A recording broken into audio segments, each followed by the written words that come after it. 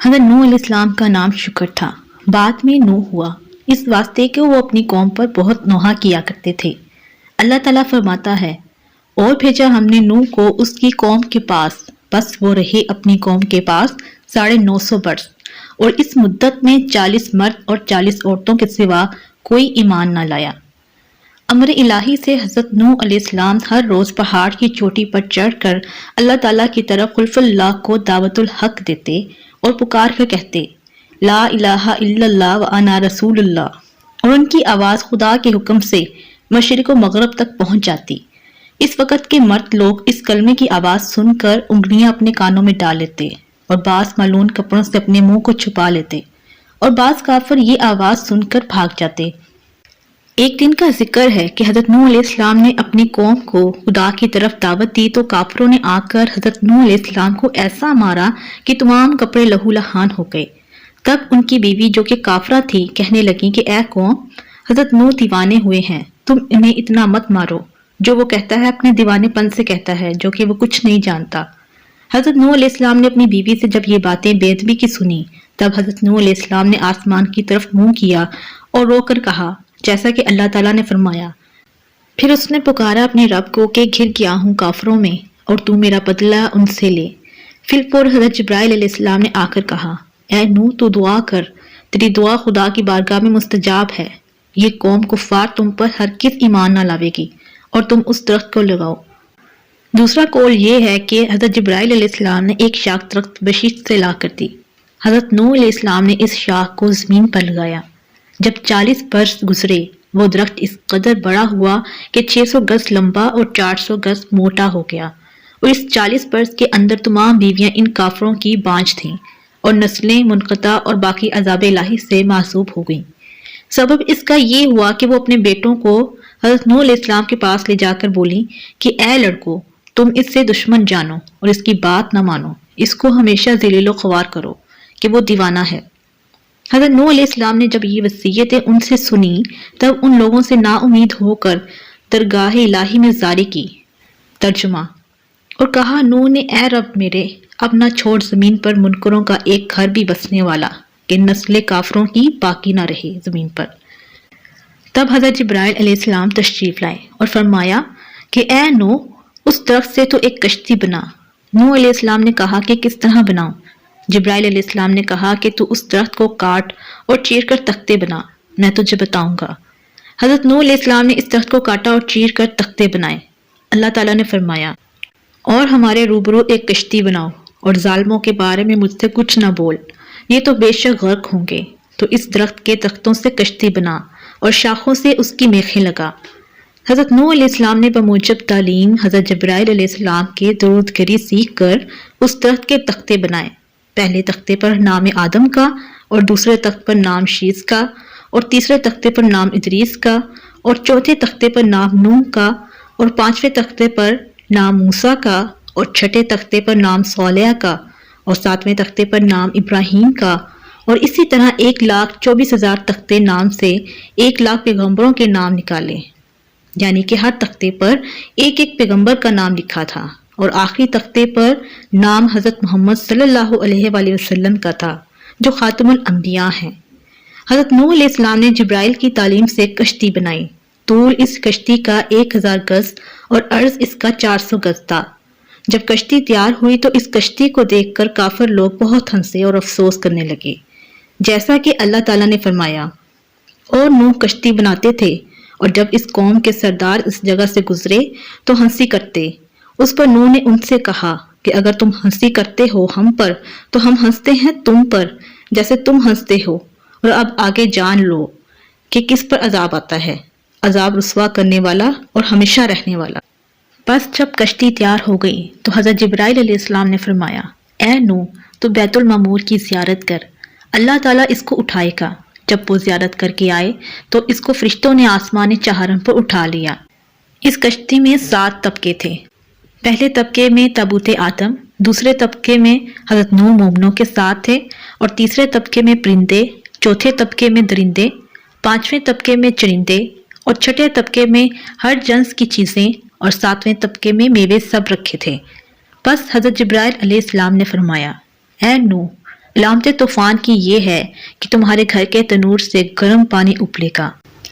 تب ایک روز ان کی بیوی روٹی پکا رہی تھی، تنور سے گرم پانی ابل پڑا۔ جلدی سے ان کی بیوی نے ان کو خبر دی، جیسا کہ اس آیت میں ہے، یہاں تک کہ ہمارا حکم پہنچا اور جوش مارا تنور نے، ہم نے کہا چڑھا لو اس میں ہر قسم کا جوڑا اور اپنے گھر کے لوگوں کو، مگر جس پر کہ پہلے پڑ چکی بات، اور جو ایمان لایا اور نہیں ایمان لائے تھے مگر تھوڑے سے۔ حضرت جبرائیل علیہ السلام نے فرمایا، اے نوح، ایک ایک جوڑا ہر جانور کا کشتی میں رکھ لو۔ حضرت نوح علیہ السلام نے کہا کہ کوئی جانور مشرق میں تو کوئی مغرب میں ہے، کیوں کر ان سب کو اکٹھا کروں گا؟ پس خدا کے حکم سے جس کی نسل مقدر تھی اس جانور کو کشتی میں رکھ لیا، اور گھر والوں میں سے جس پر بات پڑ چکی تھی یعنی بیٹا اور اس کی ماں ڈوبی، اور صرف 3 بیٹے بچے جن کی اولاد ساری خلقت ہے۔ اور تنور بھی حضرت نوح علیہ السلام کے گھر میں تھا، جو حقیقت میں طوفان کا نشان بنا رکھا تھا کہ جب اس تنور سے گرم پانی ابلے تب کشتی میں سوار ہو جانا۔ حضرت نوح علیہ السلام کے 3 بیٹے سام، حام، یافس سب کے سب کشتی میں سوار تھے۔ ایک بیٹا، اس کا نام کنعان، مارے غرور کے جدا ہو کر پہاڑ پر چڑھ گیا اور کہا، میں ہرگز تیری کشتی میں سوار نہ ہوں گا۔ ہر چند حضرت نے اس کو پکارا کہ اے کنعان، تو بے کشتی ہلاک ہو جائے گا، ہمارے ساتھ کشتی میں بیٹھ جا، جیسا کہ اس آیت میں ہے۔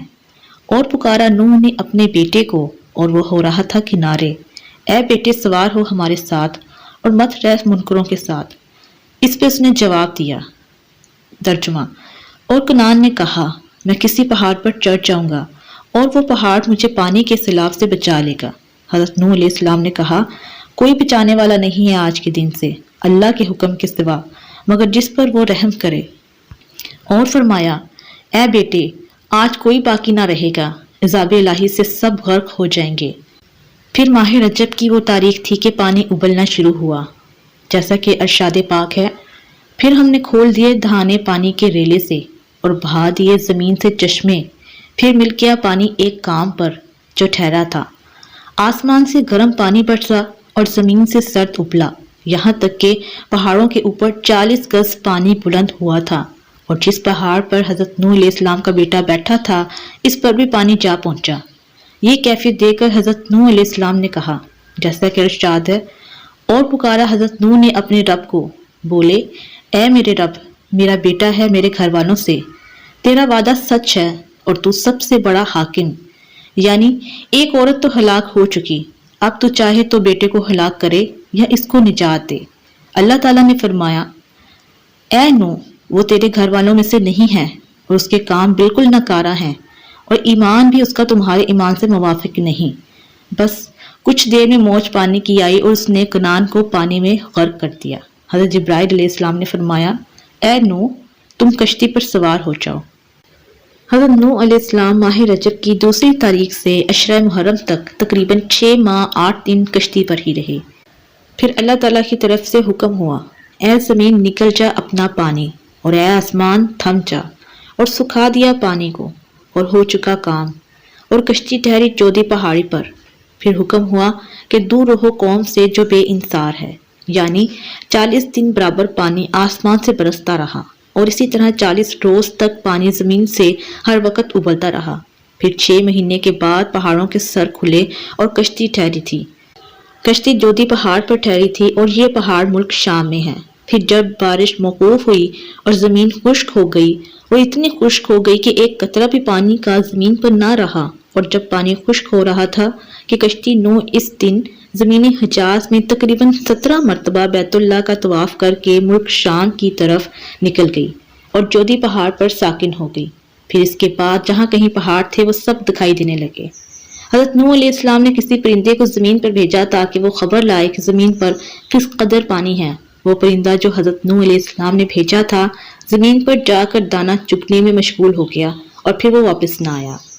اسی سبب سے اللہ تعالیٰ نے اسے اڑنے سے معذور کر دیا۔ پھر اس کے بعد حضرت نوح علیہ السلام نے کبوتر کو بھیجا کہ وہ زمین پر جا کر بیٹھا اور کچھ تر اپنے پاؤں پر لگا کر کشتی پر آیا۔ تب حضرت نوح علیہ السلام نے کبوتر کے حال پر دعا فرمائی کہ پوری مخلوق اس کو پیار کی نگاہ سے دیکھے۔ اسی وقت حضرت جبرائیل علیہ السلام نازل ہوئے، انہوں نے 7 راہیں پانی کی بنا دی اور 7 دریا روئے زمین پر جاری ہوئے۔ تب سارا پانی جو کچھ زمین میں باقی تھا وہ دریاؤں میں جا گرا، اور اس کے علاوہ جو کچھ تھوڑا بہت رہ گیا تھا وہ تمام کا تمام خشک ہو گیا۔ اور حضرت نوح علیہ السلام نے کشتی سے باہر نکل کر ایک جانور کو بھیجا، وہ زمین پر گیا اور بسبب پانی نہ ہونے کے ٹھہر نہ سکا، پھر واپس آیا۔ تب حضرت نوح علیہ السلام نے ان کے لیے دعا فرمائی اور اپنی تمام قوم کو کشتی پر سے اتار لیا۔ اس وقت حکم اللہ تعالیٰ کا ہوا کہ اے نوح، جتنے تخم اور جڑیں ہیں یہ سب زمین پر بو دے۔ چنانچہ حضرت نوح علیہ السلام کو تمام قسم کی جڑیں اور تخم مل گئے، لیکن انگور کی جڑ نہ ملی۔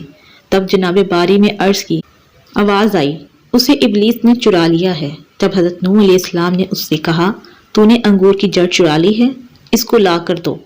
شیطان نے انکار کیا۔ حضرت نوح علیہ السلام نے فرمایا کہ مجھے اللہ تعالیٰ نے خبر دی ہے کہ تو نے ہی اس جڑ کو چرایا ہے۔ تب شیطان نے کہا، میں لا دوں گا۔ حضرت نوح علیہ السلام نے قبول کر لیا۔ پھر کچھ ہی دیر میں اس نے لا کر حضرت نوح علیہ السلام کے سامنے پیش کر دی، اور اس نے ایک شرط بھی کی کہ جب تم بو دو گے تو اس کی جڑ میں ایک بار تم پانی دو گے اور 3 بار ہم پانی دیں گے۔ یہ بھی حضرت نوح علیہ السلام نے قبول کر لیا۔ پھر انگور کو زمین میں بو دیا۔